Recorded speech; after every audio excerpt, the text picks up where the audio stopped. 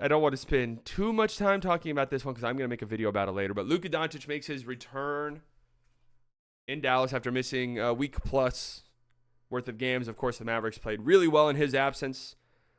They're now 8-1 in their last 9 games.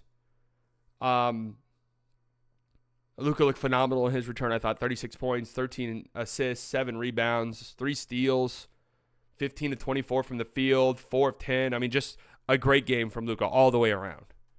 Thought he was aggressive. Thought that he was the classic unstoppable force in the pick and roll. Knocked down threes. Got to his spot in the mid range. Got to the rim. Did all the things that you want to see Luka doing. And because of all of that, because of his shot making, because of the pressure that he was applying on the defense, you started to see double teams. You started to see different coverages on pick and rolls. You started to see blitzes and traps and hard hedges. And that led to 4-on-3 opportunities for the Mavs, and that's why Luka had 13 assists. That's why the Mavericks shot so well from threes, because they got a lot of great looks. PJ 4 of 6 from 3 in this game, love that. Quentin Grimes 5 of 7, love that. Hardy 3 of 6, we love that. Mavs really survived this one. The shot making from bad shooters in Portland was so frustrating. Yeah, I mean, I talked about this in my one-word reaction. I talked about this on Lockdown last night, but this is only the 69th time in the history of the league that a team attempted over 33-point attempts and shot 58% or better. It's only happened 69 times in the history of the league. And last night was only the 3rd time that a team has lost when shooting that well from the 3-point line. So the odds are up against you. And if the Mavericks would have ended up losing this game, would have just came out and be like, yo, I don't know what you're supposed to say after a game like that. Like, the Blazers just couldn't miss from 3. Every team's going to run into a game like this each season where they play a team that literally can't miss and there's not a lot they can do. But the Mavs, they held steady. They overcame that avalanche of threes, and they get an impressive road win on the second night of a back-to-back. I know Portland's not a great team, but they're feisty, man. I've been saying this. Like, they're not a horrendous team. They're not one of the dregs of the league. Like, they're not the Washington Wizards. They're not, the current New Orleans Pelicans. Let me ask you this. So my friend thinks Dallas is the worst Texas team out of the 3. Of course, I don't know, so I'm sure you don't think either. Also, my friends think we're going to miss the playoffs. What? They're not worse than the Spurs. Another great game for Quentin Grimes, 5 of 7 from 3. He's on a really hot shooting stretch from behind the 3-point line, which you absolutely love to see. He's been perfect and exactly what this Dallas Mavericks team has needed, and really stepped up. Really stepped up over the last couple of weeks when the Mavs have had so many injuries.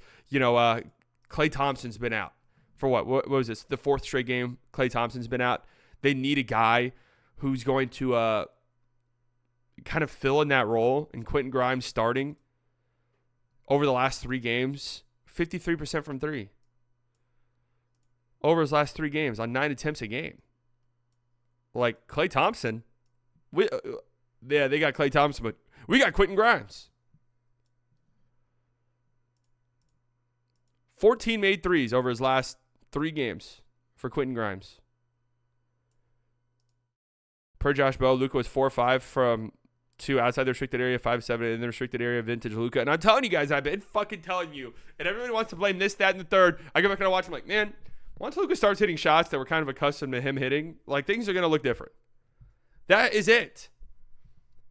Like, yes, maybe he is bringing the ball up less. That much is true. The ball's in his hands less. Guess what? The team's better. Like, that's not a sign of the Mavericks they're going away from Luka. They don't want to play Luka ball anymore. No!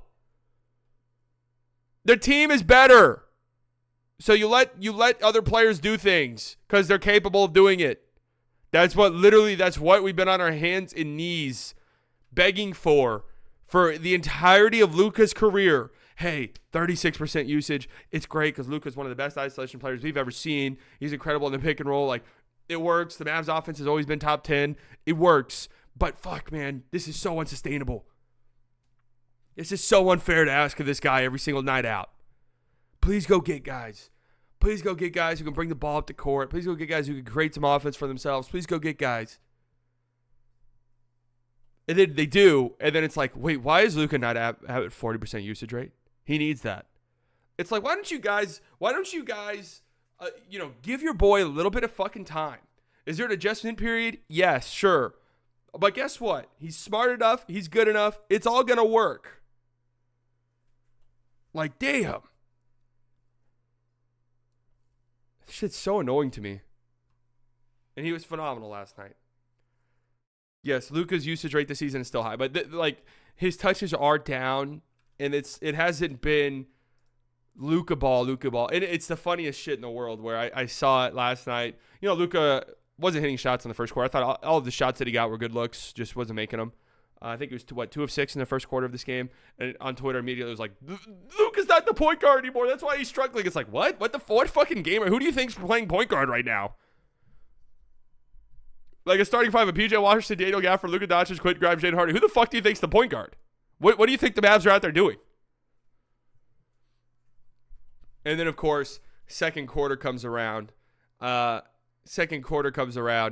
And Luka starts popping off. And then immediately on Twitter, I see, finally they're letting Luka play point guard. It's like, okay, you guys are just, in your brain's working in a strange way here. Where Luka makes a shot, he's the point guard. Luka misses a shot, he's not the point guard. Okay, I'm starting to figure this shit out. Literally don't know what you're saying. Before you could visibly see Luka getting drained as the game went on. Now he looks fresh in the fourth. Yeah, that's also a really big thing. But shout out to Spencer Dinwiddie. He was awesome as well in the fourth quarter of this game. Again, he's had 4 great games in a row for the Mavericks. Just playing really good basketball. Obviously, we know the Maxi Kleber situation. If the Mavs could, you know what? I'm gonna cheat a little bit here. I just want to see what the vibes are. I'm gonna cheat. Is Fanspo still a thing? Have we upgraded? Is there another tool out there? Let's see. Let's just see what some of the Fanspo community is talking about Maxi Kleber. Players involved. Maxi Kleber. What are Mavs fans cooking up, huh? What are they cooking up? Okay, Luka on the Thunder. I'm fucking about to exit out of this site right now.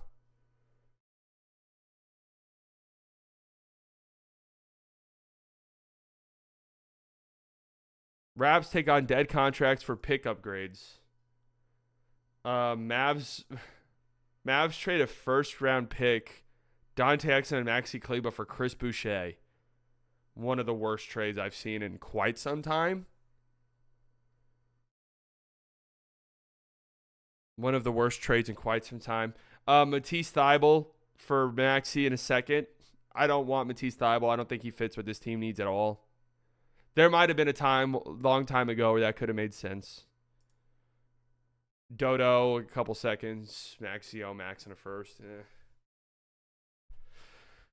I'm telling you guys, the 2025 first, I'm open to trading it if I'm the Mavericks, but the way that the CBA is set up, the way that, contracts are working nowadays in the modern NBA, it would be really nice to hit on that pick. Just to find somebody who could be like a 9th or 10th guy in your rotation would help out tremendously. Do you think we draft or trade this year's pick? I don't know. No, there's no way.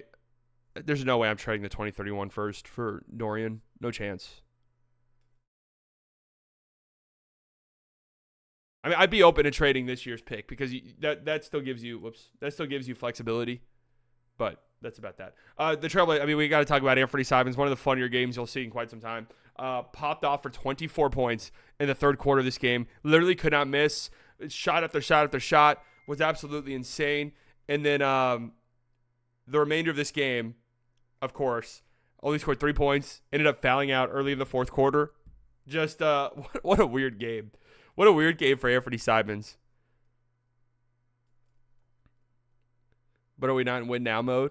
I mean, you are, but you also have a 26-year-old megastar. So it's not like you're the Sixers, or realistically even the Bucks, where your window is like 3 years.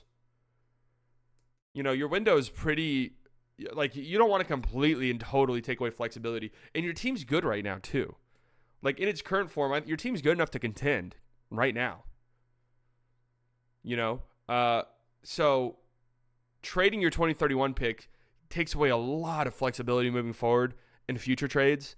And, you know, maybe you want to go into the offseason with, hey, we got some contracts that we wouldn't mind getting off of. Like, he went off as soon as you tweeted Simons can't play. Yeah, so I tweeted early in the third quarter of this game that Anthony Simons had to get taken off the court. The reason why I said that, obviously he was popping the fuck off. But the reason why I said that was because he was in horrible foul trouble. And I thought, you know, the Mavericks were hunting him every single time down the floor, and just he was getting cooked defensively. And then, of course, he pops off for 24 points. But the Mavericks, you know, despite that barrage by Anthony Simons, 39-39 in the third quarter. Why is that? Because the Mavericks were hunting Anthony Simons over and over and over and over again. And then a bad foul by Simons on our foul-grifting king, Spencer Dinwiddie.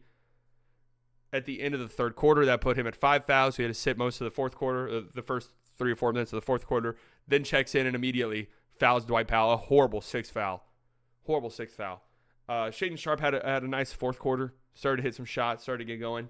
He just needs to be more aggressive and assertive. It feels like he has too long of stretches in games where you barely even notice him on the court. And then once he gets going, you're like, oh, fuck. Jeremy Grant, former Maverick. Hit some tough threes in this game as well. Deni Avdija, former Maverick. 2 of 4 from 3. He hit a tough 3 in the fourth quarter. He looked really good in this game. Deni Avdija did. Shout out to him. Former Maverick. Matisse Thybulle, injured right now, so he's not on the court. Who else? Former Maverick DeAndre Ayton played pretty well in this game. 18 points. Did have 5 turnovers. Only 7 rebounds. But he had that mid-range jumper going. A lot of former Mavs on this team. Do you already envision potential Mavs trades for Maxey replacement? You know, maybe in a month. I'm assuming over the next 2 to 3 months I'll be asked this every single day. Just wait till January or so, guys, and then I'll figure it out.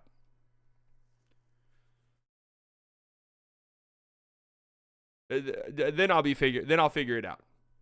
Denny, future Mav. Yeah, well, we've already talked about Denny. A lot of former Mavs on this Portland Trailblazers team. But another really impressive win